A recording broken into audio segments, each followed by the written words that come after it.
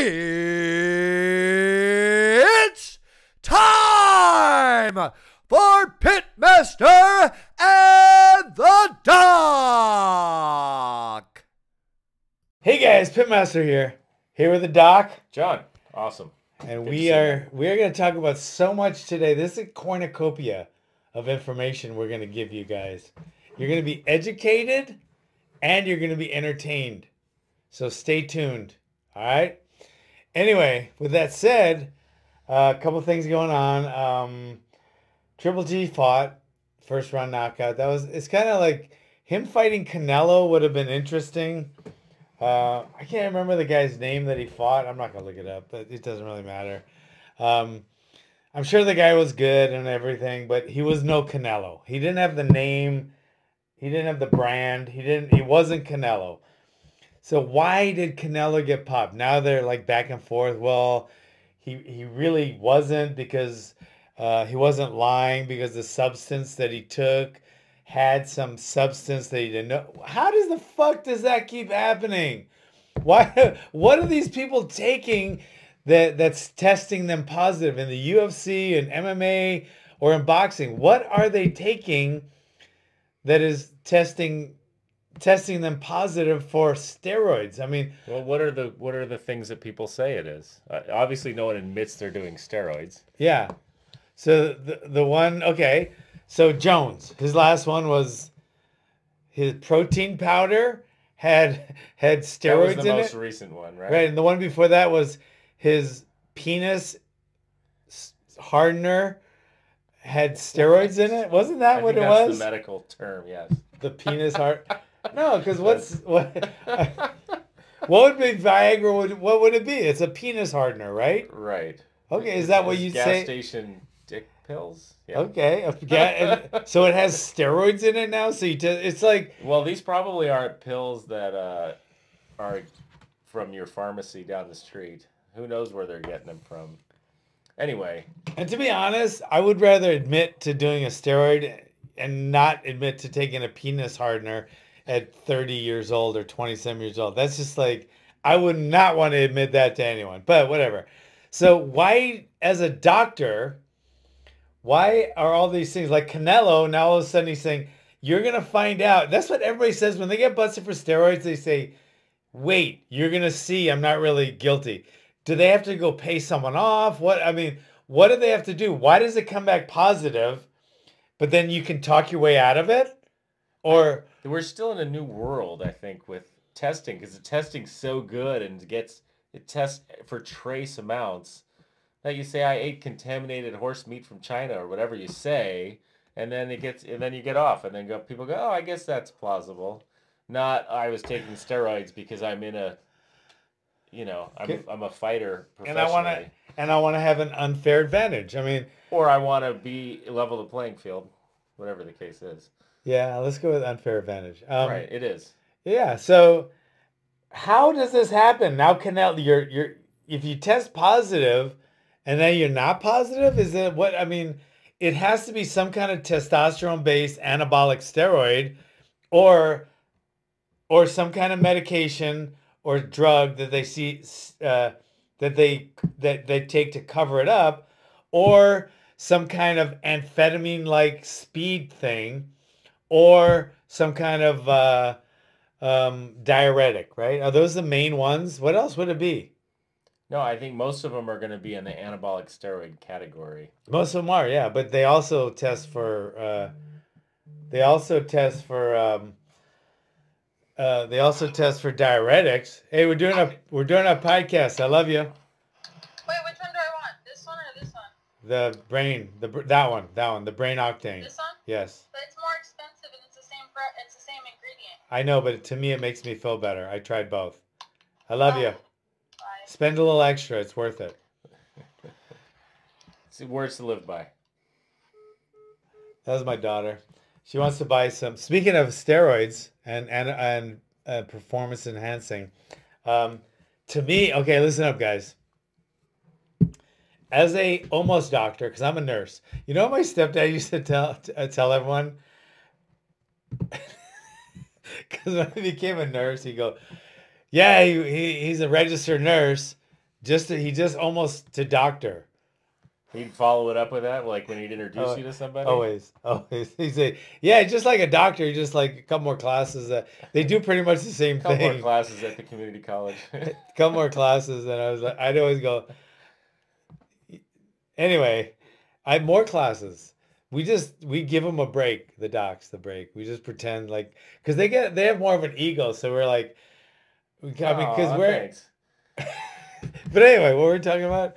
The steroids. Yeah, you're just talking about contaminated supplements and what people are doing. An unfair advantage. Unfair advantage. But if you want a fair advantage, Bulletproof Coffee. I've never felt better in my workouts than with Bulletproof Coffee. I've tried every pre-fight or pre-workout drink, powder, energy bar, everything. I've tried everything. I've been doing this since 1970. But anyway, Bulletproof Coffee, that's grass-fed butter, MCT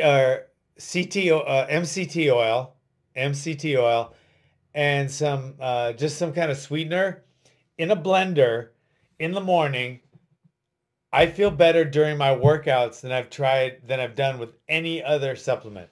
So if you haven't tried it, guys, Bulletproof Coffee, you can Google it. The blender is what makes the difference, I think. The blender. I used to do it without a blender for a long time, and I get the same feel, but the taste is so much better with the blender because it's like the texture. It's like frothy, and it's so good. Bulletproof Coffee. It's changed everything for me. And I intermittently fast every day, almost every day, from 10 o'clock at night till 2 o'clock the next afternoon. And I don't have anything in between. And it's been a game changer for the way I feel. I don't know about the way I look. I've never looked good. But I feel better at 60 doing that intermittent fasting and bulletproof type diet and coffee in the morning. You do it once in a while. Why do girls lie about their age and say they're younger than you are, and you lie about your age and say you're older than you are? What's up with that? Okay, let me ask you this. Why do girls... How old are you? I'm 58. All right, you're rounding too much. If I you're rounded 59, 60. you can totally round at 60. It's 60. You're I'm 58. 60-ish. I'm 60-ish. Why? Okay, why do girls, if they want to be equal and have like an even playing field, why do they paint their face for like 20 minutes or 30 minutes every day? And we don't. I mean, that's like an anabolic steroid for your face. Why do they do it and we don't? This is bizarre. You're a doctor. You should know these things. Nothing to do with what I do. What are you talking about? On You're this a medical list, is there doctor. anything about MMA on your list over here? Okay. Let's talk a little bit about MMA first. Okay. This weekend we have I hate to say this, it might be the best card ever, but I'm just not jacked up about the card. I'm just not like the UFC card, because The there's UFC. There's two cards. Oh this yeah. weekend. To be honest, and I bite my tongue for saying this, I think the Bellator has more interest to me. Watching King Mo and Bader fight is more interesting to me than watching Nunes Pennington. It just is. And I honestly love Nunes. I don't really know Pennington much. She seems like a nice person. But I think Amanda Nunes is an unbelievable fighter. I think she's an unbelievable warrior, an unbelievable martial artist. I think her personality is like, she's vivacious and she's like so friendly and just approachable. But I'm just not that interested in that fight as I am against King Mo and Ryan Bader. And then I'm interested in seeing Czech Congo fight, in Bellator. Yeah, he's fighting in Bellator. His opponent doesn't really hold much interest for me. Nothing against you, bro. I'm sure you're a really tough guy. I've never seen you fight. Well, we'll find out Saturday. We will. But this is interesting, though, that UFC pay-per-view from Brazil 224 is the same night as the Bellator. Is it the same time? It's close to the same time, I think. Yeah. They're both in the evening. I know the UFC card is the normal time for pay-per-view. Is it 7? Where's it coming from? I don't know. The UFC is coming from Brazil, but it's at 7 here. Yeah, it always is. And They always do the that. other one's from San Jose, so it's here. Yeah. So okay. So they should So be about. I don't know how often they're head to head like this on the same night, but it is interesting also because, like we talked about last week, I think it's part of their heavyweight Grand Prix, which is their tournament. So I think that's gonna draw people in personally. It seems like, to be honest, it seems like if Bellator stepped it up just a notch, like keep that the main event, but King Mo against Ryan Bader is a really good. I mean, it's an interesting matchup. But then if they put a couple more on the main card, I think it would. Man, imagine if it came close to the UFC pay-per-view. Paul Daly, always exciting to watch. John Fitch. I mean, I don't know. He hasn't fought in a while. I'm. That's gonna be an interesting fight. I don't know if it'll be a good fight. I think Fitch will be very interested in getting Paul Daly to the ground very quickly and keeping him there. I don't know for a fact. I don't train the guy, but that would be my strategy for John Fitch against Paul Daly. But okay, so Paul Daly's on the card, and then who else? Okay, Aaron Pico's on the card. So right there, that's a big name too. Even though he's fighting a guy who's 19-8, they do that more in Bellator than they do UFC. By the way, guys, like they'll give like up and coming guys. I'm not saying tomato cans. I'm not going to use that word, but they'll give them more beatable guys than the UFC does. The UFC is always going to throw you in against a really tough guy, no matter what. Even if you're an up and coming guy and they want you to be the main guy, they're not going to give you anyone. Like boxing, forget it. If you're in boxing and you're 10-0, usually, and you're like you won the Olympics or something, usually if you look at their opponents, like they've been like 3-20, 4-18, and they give them tomato cans in boxing. Who wants to watch that? They want to watch because they're building stars in UFC. In the UFC, mostly the UFC is the star. The promotion is the star, and a lot for the Bellator as well. Not quite as much, but it's the same. But in boxing, like the promoter isn't the star, the fighter's the star. So they try to build up certain fighters. I mean, perfect example. If you look at like Sugar Ray Leonard, he won the Olympics. But you look at his first like 10 opponents, they were all losing opponents. They had losing records. When he's had like 350 amateur fights and won most of them, including the Olympics, why didn't they throw him in with guys who are, 5-0 and 3-0, etc.? Because they're building up a star that they're going to make a lot of money off of. In the UFC is the brand, it's the star. So they don't do that. They don't. I mean, they're not going to give you anyone, and that's good and bad. It's good. It's good because all the fights are going to be competitive. The fighters are always going to be challenged.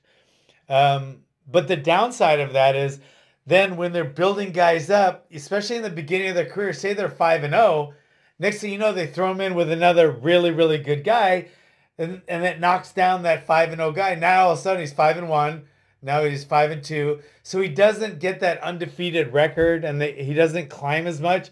But then when he does, like John Jones, some of the other guys, they face adversity and beat it, then they are truly a superstar. Where in boxing, like John Mugambi, if you ever met the Beast Mugambi, I mean, he went all the way and everybody thought, this guy's unbeatable. He's knocking out everybody. And he had a losing record. The guys that he was fighting were mainly losing records, but they were building up so much. John the Beast Mugambi. And then all of a sudden, they threw him in with one good guy for the title. He got knocked out in like the first round. You never really heard from him again. So it has its ups and downs, but whatever it is, the way it is, and that's the way it is. So this Aaron Pico guy who's 2-1, and he's fighting a guy who's 19-8. So I don't know. They're not going to put him against a guy who's a winning, a prospect as well. So I don't know. I'm interested to see this Pico guy fight, though. He's supposed to be like the hottest prospect out there. So with that said, you got Paul Daly, John Fitch, this Aaron Pico against I don't know the guy, and then you got Czech Congo on the card against Yavi Ayala, and then you have the main event. You got Mo against Ryan Bader. I don't know. I'd rather, if I had to only pick one, I love the UFC. That's my main brand I like, and I think it's a better brand right now. But for this night, I'm more interested in the Bellator card than you.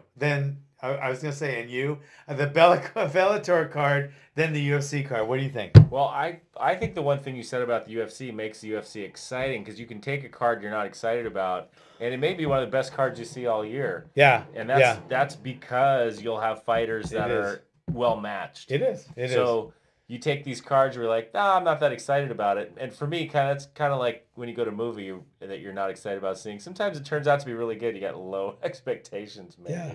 So low expectations are good, but also just those fights may be good fights. They could be. I'm just not interested. And but sometimes the fights you're most excited to see are terrible fights. Yeah. So I don't know. I think we'll probably see some good fights from both cards. Yeah. Going head to head, it'll be interesting to see how these two on the same night, how these two promotions do against each other. Yeah, it will be very interesting. Because I think Bellator's been on the. They got John McCarthy now. They're kind of on the they got Goldberg, Mike Goldberg. Yeah. So I think people find that relatable. They go watch Bellator. It's almost like you're watching people from the UFC anyway. You are, but then to be honest, like the UFC still has a better brand and a better production quality. It's a little higher end, but I think Bellator. I don't know. I'm gonna watch them both. We're both gonna watch them both, and we're both gonna talk about it both. So. With that said, he brought up movies. Okay. Do not waste your time on downsizing. The worst. I heard it's terrible. The worst movie I have ever seen. The previews look good. Oh my God. Yes, they did. It's such a good premise. Like they're shrinking people because it's going to save the world. Environment. Yeah, because the environment. Right up environment. your alley. And it's got to be because of what? Who's the Jason Bourne? Matt Damon. It got to be because of Matt Damon. With the whole movie's on this stupid premise that if you shrink down to 5 inches, you're not going to be as much burden on the environment. So all these people are doing it, and they're making these cities where you can live. It sounds good. You can live on, like, if you retire on like 50 grand, it's like living on $12 million. Comparable. So they're making tiny houses, tiny cars, and your life, you eat less food, and so you can live on, like I said, you can live on 50 grand for the rest of your life. It's like you're gonna live like a millionaire. But then all these stupid little things happening. There's this stupid love triangle, or not love triangle, a little love between Matt Damon and this Vietnamese girl who was a good actor, but it just didn't come out really good. And then there's the whole storyline just got stupid. And I actually fell asleep at one part. And so I woke up, I was like, oh shit, I'm lost. Now the movie looks stupid. But I asked the people that I was watching it with, my wife and my 2 stepsons, and they're going, nah, you didn't miss a thing. This was the shittiest movie we've ever seen. And it was. Downsizing. It's just that we're telling you that because when you watch our podcast, we want it to be educational. We want to shorten the learning curve. And I don't know whether that's a learning curve, but it's a curve. Don't see the movie, all right? What have you seen that's good? We watch the best series out there right now, to me, is New Girl.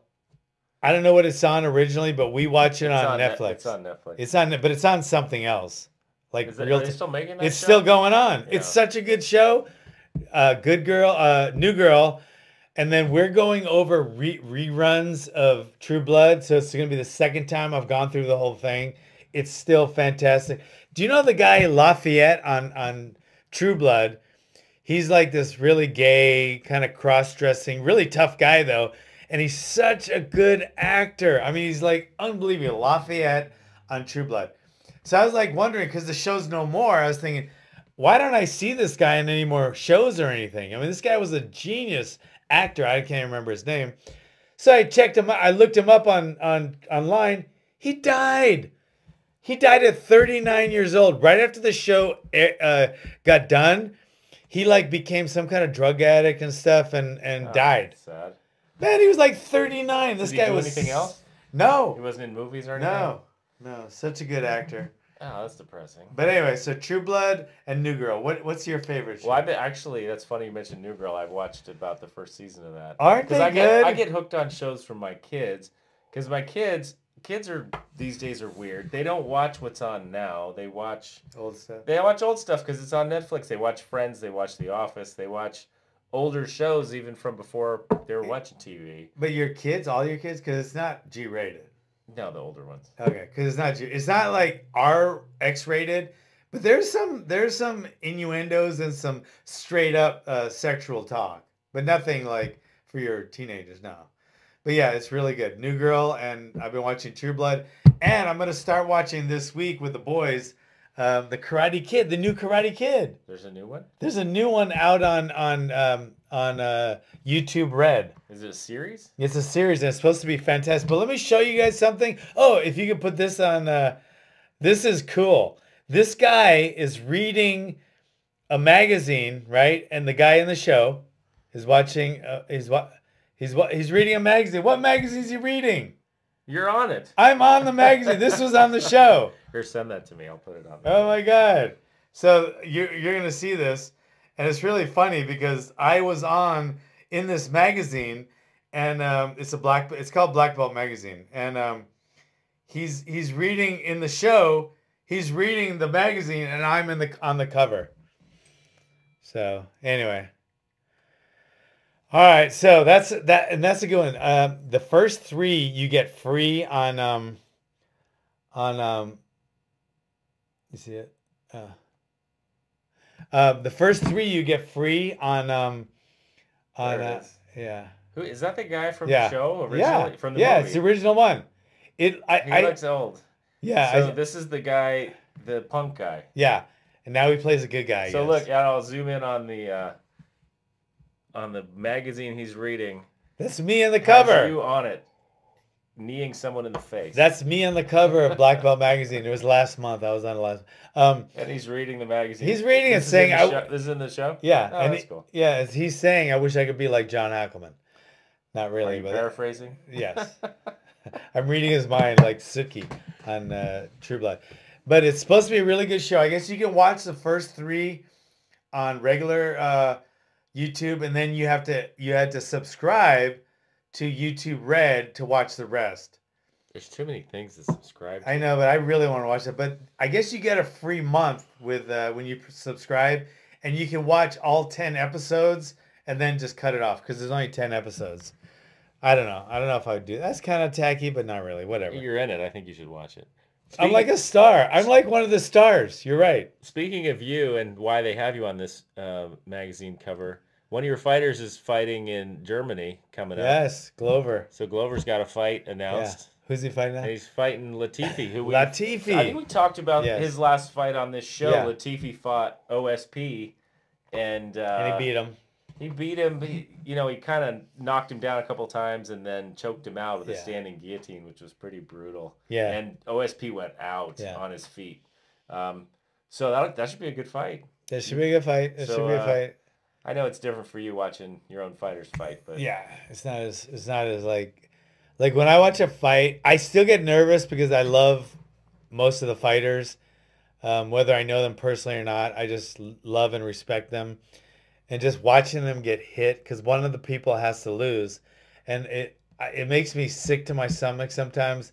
Definitely nervous. Like I get heart palpitations watching fights, especially when there's a beating, and it's like, if I was a referee, let me just say something. If I ever come to you and say, "Can I please be a referee?" Whatever organization, please say no because I will stop the fight. It's so early, it's not even funny.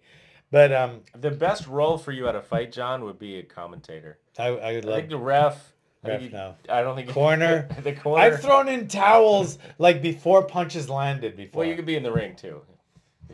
But at this point, commentator. Commentator, If or anyone needs a commentator for their, if you need a MMA commentator, event, if you think I'd be good, call me or text me or whatever, tweet me. I'd be a really good commentator because I know a lot about fighting, and I have a really good personality. yeah. Usually, this is his audition tape right here. Yeah, but anyway, so What that do you think about the matchup for Glover and Latifi? What do you think about? I this? like it. I mean, I wish they would give Glover a bunch of old has-been done They're not gonna do fighters. that. Yeah, they're We not just gonna got do that. done talking about how they're not going to do that. Yeah, I wish they would do that because I don't want Glover to fight anyone that might beat him. Because that I don't care if it's a good fight. I want him to win every time without getting hurt. Glover remembers there was a fight he had back in Tachi Palace when he was fighting WEC, and he fought some guy that didn't have a big name or anything, and he went out there and he got tagged in the first round. And for a split second, his knees buckled just a little bit. Then he came back and knocked the guy out in the first round. And he comes back to the corner, and I'm fucking hysterically pissed off because to me, he dropped his hand when he got caught. And I don't like to see my fighters get hurt. And I swear to God, I didn't even say a word. He came right back to the corner. He goes, "I'm so sorry, coach. I'm so sorry. I know you're worried. But I'm fine. I'm sorry for dropping my hand." Because they know. Chuck knew that. Court McGee knows that. All my fighters know when they get hit, if it's something they did wrong, like when Chuck got stopped by Rampage for dropping his left hand to throw it to the body, which I told him probably 10,000 times never to do. He came back right when they got him up. He came back to the corner and goes, "I know what you're gonna say. I shouldn't have done that left hook to the body." That's the first thing he said. He said it, I think, the next day or something on Letterman show. He was on the Letterman show, and he said, "Yeah, Pitmaster told me not to throw the left hook to the body." They know how much it bothers me when they get hit or hurt. But for the UFC, I think it's a good matchup. So what about you? So you're watching, you just want Glover to win, don't want him to get hurt. Those are great goals. But what about when you know both fighters in a fight? That must be the worst. Or when you're kind of rooting for both of them, even if the guy's not on your team, you know him. You know a lot of these people. Yeah. You have friends.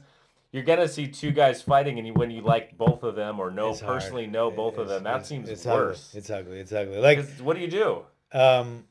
This a lot. Yeah. I do this a lot. You see me do that. Yeah. I'm like this a lot. I mean, I don't like watching fights. I do not. It's not a sport I love to watch. It's a sport I love because they're martial artists. I love the practitioners. That makes me love the sport. I love the sport because I'm seeing techniques that really work and what we should do in our gym and what we shouldn't do. I love that part of it. But when they actually make contact, I don't love that. And I wish that could go away. But it probably won't for some reason. Nobody listens to me. Well, and that comes back all around to, it's a martial art, but the way we see it on TV is it's an entertainment. And it's all this production and money that goes into it, and it's taking that martial art form and it's commercializing it. Yeah. Which there's good and bad things about that. The good thing is a lot more people see it, but it does do things to the sport, like makes people take performance enhancing drugs and act like douchebags and makes people and they can act poorly and then they're not thrown out of the sport because they make money for the sport. Yeah. That tends to happen. But so it does kind of corrupt the martial arts of it. But two things. Number one, martial art. When people say art, so they do all these stupid katas and forms that mean absolutely nothing. But they say, well, it's an art. It's an art form. When they named it martial arts, it was translated into the art is it's really meant technique. So it's like warlike techniques. Not like warlike, it's like a warlike art form. It's not an art form, it's techniques. And when you say martial arts, it's not supposed to be artistic. It's supposed to be a bunch of techniques that keep you safe or hurt your opponent who's trying to hurt you. Not opponent as much as attacker. It's to hurt people that are trying to hurt you. And that's what it's all about. So you're not an artist in the way that you're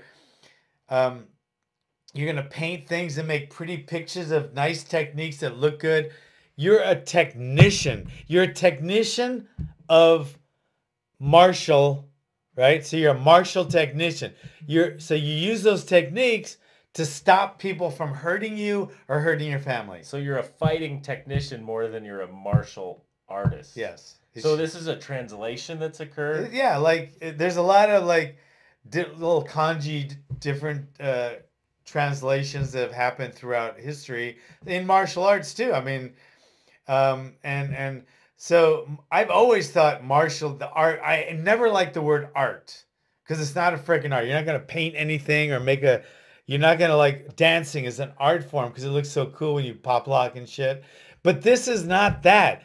They translated art into technique. You know, like Pitmaster, they tried to translate it in the kanji, and it came out kind of a couple different ways. Like one of my, when I was John the Train, they translated it and it came out to like, some people thought it was train, but some people said it was car. You know, not automobile, but a train has, you know, so it's the translation is really, it was an Asian translation and it didn't come out right for English. So it should be martial or fighting techniques. But if you want to use martial, you can, because martial means warlike. So I'm fine with the word martial. It's the word arts I have a problem with. And I'm going to change it. It's a martial. I'm in the pit, martial techniques. It's MMT. It's not MMA. It's MMT. But no, because to me, mixed martial arts is a sport. It's not, MMA isn't a martial art form like Taekwondo, Tang Soo Do, Shotokan, Brazilian Jiu-Jitsu, whatever. MMA is a sport. So I'm all right with MMA because I want people to jump off the cage and do crazy athletic, artistic things that really don't have as much to do with the fighting as they do entertaining. And you do fight, but you also entertain. So I'm okay with them being mixed martial artists. Okay. And there's definitely like I said, an entertainment component. There has to be. There has to be, or nobody's going to buy tickets. But you have to balance the martial art with the entertainment, with the martial arts code of conduct or the Bushido, and not be a fucking piece of shit douchebag like so many people want to do just to sell tickets. To me, those people should be banned immediately. Well, and no one should talk about them. You know, the people that they harass and the people that they are making comments about, I think should just ignore it. Yeah, they should. But I think it definitely takes the traditional martial arts and it gets skewed when you put it into this commercial form. Yeah, and I'm gonna do that. Okay, from now on, I'm gonna martial techniques. Martial technician. Yeah. I'm a martial technician. Yeah. Oh my God, yes. You've been promoted. I want a new belt. So that's an great interesting thing though about the history of that. I had no idea. Yeah. I learned something. You learned something. So I learned something every week. But I mean, it never made sense to me when they call it martial arts. I never knew the arts, you know, because we're not artists. We're just not. It could be taught in the school of liberal arts. Yeah, liberal arts. Yeah, great. That's what we need. But no, no to that. So okay, so we're gonna watch both fights. All right, let me talk about one quick topic. I've been getting a lot of questions and answers on. If you're in a street fight, should you use the heel of your hand, not the palm? Never the palm. Unless you're slapping a bitch or doing a bitch slap, and I don't suggest that ever. If you're defending your life, you want to use the heel of your hand right here, okay? Is that better in a street fight to use the heel of your hand or a punch? And I get that question a lot in self-defense. And here's my long and short answer. Both. I'll do a lot of preemptive strikes. In other words, first strikes before they hit me. Like if I'm standing there and go, bro, I don't want to fight, I might turn it over. Okay? Before I close my hand. Okay, or sometimes if I had somebody in a certain position and I just want to hit them, like if I had their head and I just want to hit them really hard and cause some kind of concussion, I probably wouldn't hit their head, but I would hit it with the heel of my hand really hard if I was tied up in a position. Or if I was on top and they're on the bottom, I probably wouldn't want to punch them because they might move their head and then I hit the ground. So I might use the heel of my hand then. I think that's a point too. When you hit the ground, it's probably different on a mat in an octagon than it is hitting the concrete. It's very different. Tons of breaking, but there has been guys that have broken their hands on the ring as well. Yeah, it's got to be less common, but I can't imagine hitting someone down and they move and you punch the ground. So your hand would be done. That's a huge no-no. So I'll use the heel of my hand, or even my forearm. Never the elbow, because the tip of your elbow against the concrete would not feel good either, and you could actually chip your elbow. You're an orthopedic surgeon, you know that. So that's not good. Heel of the hand, I'll use all day long. And first strikes. Like I'm standing here, bro, I don't want to fight. He takes another step towards me. I'll hit him with the heel of with my hand. But with that said, during a fight, once the fight starts, my hands are going to get closed and I'm going to start swinging. I'm going to pretend these are rocks and I'm trying to hit them in the face with these rocks as hard as I can. I'm not going to open up worried about breaking my hand. That's the biggest complaint or the biggest disagreement people say is, well, then you're going to break your hand in a street fight. Okay, first of all, if I land it right in the face as opposed to the head, my chances are going to go down. Now, I still might break my hand, but if I'm in a street fight, I'm defending my life. I'm not going to get in a street fight because someone called my mom fat or someone challenged me. I'm not going to go out back and fight with someone with a group of people around it. Never. And if you do that, you're stupid and you deserve to get whatever happens, you deserve. But if I'm defending my life, I'm not worried about my little digits right now. I'm not worried about my metacarpals. I'm worried about getting home to my family or protecting my family. So if I break my hand, I'm going to go see James the next week. Okay? I'd rather go see James the next week with a broken boxer's fracture or something than go see Dr. Siegel that night. He's a neurosurgeon. Okay? I don't want to be seeing him. So I'm okay with breaking my hands in a real street fight. I don't mind, I'm not going to me, you're not as effective with open hands unless your name is Bas Rutten, who was a pancreas champion. There's a reason people don't, like pancreas, you have to use open hands, right? The reason they do that is because then you can't hurt your opponent as bad. That's why they use that open hand strike to the face, right? But in MMA, you can use your fist or you can use open hand. Guess what? They don't use open hand because it's not as effective.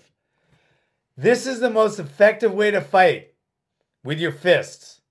We've been doing this for 2.5 million years. That's what these fists were made for. That's what they've evolved for, right? Kind of. I don't know about that, but you should know. You're an orthopedic surgeon. Definitely one of the functions. That's one of the functions of this is to close it. I have a question though with Bas Rutten. Did he ever fight in a promotion where you could strike with your hands closed and still fought with the open hands, or was that all because he was in pancreas? Yeah, I don't know. Because watch the videos of Bas Rutten hitting people with palm strikes. It's pretty impressive. Amazing. But you got to realize that's all he did for years and years and years. So you develop that. But if he had a choice between, if he could fight with pancreas like this, I'd bet a lot of money, 150 push-ups, maybe 200, that he would close his hands. But with that said, you're not Bas Rutten, right? Just like you're not Anthony Pettis, so don't jump off a fence and try to kick someone in the head in a street fight. Close your hands and swing them to protect your life. And if you break a hand, go call Dr. Casper. No matter what state you live in, if you break your hand, you should call Dr. Casper. Come down here to San Luis Obispo. He'll fix it for you. All right, so the answer to that is first strike. Sometimes I'll use a palm strike. Most of the times I won't. But if I'm like this, I'll turn my hand over. And I have done that in the past. Or if you hurt your hand too. How about you hurt your hand in a fight? If I hurt my hand in a fight, fighting, a street fight usually doesn't last 5-minute rounds, so it's not a 25-minute ordeal. It's usually within a minute. But either way, if I broke my hand in a fight, I'm going to keep swinging. And I'll worry about it later. Because, and I've heard other people say you can't grab things like your weapon. If you have a gun or a knife, you can't grab it if you broke your hand. I disagree. If you break one of your metacarpals, you're still going to be able to deploy your weapon if you have to. But I'm saying right now, close your hands and squeeze them tight. If you're worried about breaking your hands, work on your hands a little bit. You don't mind working on your biceps to look better at the beach. Work on developing some strength and some density in the bones in your hand. Wolf's Law. So speaking of Wolf's Law, so that's very true. But the more you hit the Makiwara, the denser your bones are going to become in your hand. And I think we've proven by x-raying John's hand that despite him doing that his whole life, his joints look fine in his hand, which is amazing to me. But speaking of Wolf's Law, you were on a trip recently. You met the guy that can kick through. Chip Townsend. Google this guy. Or you know what? Check out his YouTube or his Instagram or something. His name is, I'm going to put it up there right now. Oh, you're going to put it up. Yeah. His name is Chip Townsend. This guy can break 4 baseball bats with a shin kick all at the same time. I do not recommend that, by the way. But he's an unbelievable freak of an athlete. He is so, and he's he not only breaks baseball bats, he's the brick breaking champion of the world. So he breaks bricks, he breaks baseball bats. He must have the densest bones in the world. And he's the nicest guy ever. I just got to hang out with him this past weekend in Denver, Colorado, where I did a little seminar on the left hook. But he is a freak. I mean, just watching the stuff he does. Does it come out? I don't know if it'll come up. Yeah, you watch the stuff he does. His name is Chip Townsend. And if you get on his Instagram or his, just check him out online. He was so amazing. 4 baseball bats with 1 shin kick. So what is that? So for me, that I'd love to get him here locally so I can x-ray his leg, but I'd like to see how thick his bone is there because I'm sure it's not going to look like mine. So no, he's not. And I'm sure most of his bones don't look like ours. But there's a lot of technique to that. But there's also, you just have to have, I mean, I'll break a brick like this once in a while. But I can't imagine like those guys. He's like breaking 20 plus bricks with a fist and then 4 baseball bats with a kick. So, yeah, I don't know. But with that said, you don't have to do that. Just hit a Makiwara, do some knuckle push-ups. Don't be scared to build up your fists a little bit, guys. It could save your life someday. Yeah, I think that's a good point is he probably didn't start kicking 4 baseball bats. So They probably started with a half.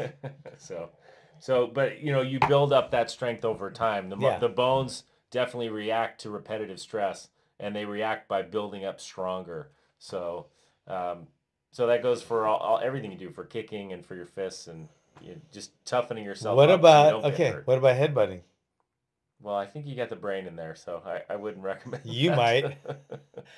I never recommending headbutting in a street fight. But the interesting thing is you can take certain animals can take huge blows to the head. Like I just saw something about a giraffe that killed a cameraman with a headbutt, or like the giraffes swing their head around on the end of their neck and use it like a giant coconut, like a weapon, like a giant mallet, wrecking ball, like a wrecking ball. So their brain obviously can take it. Maybe giraffes don't need to be that smart, and maybe their brain is like tucked into but more. What about actually we were working out at John's compound and there's a woodpecker going crazy on this tree. Like, how do they take all the head trauma? Because their head's getting rattled around, their brain's getting rattled around constantly. He must always be like, hearing He's things. punch drunk constantly. He's punch drunk as shit.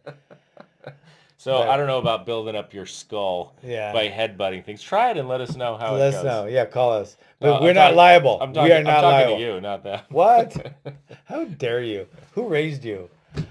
Anyway, all right, guys. Well, that's all we got today, and I hope you guys learned something and were entertained. If you weren't, sorry, but if you were, comment on this and share it and tell everybody that the Pitmaster and the Doc were they're going to be the greatest podcast around. But if you guys have any questions for me, anything martial arts or martial techniques, technician, yeah. So, yeah, I'm one of and when I say the greatest, I just mean because I'm the oldest. I've been a martial artist technician.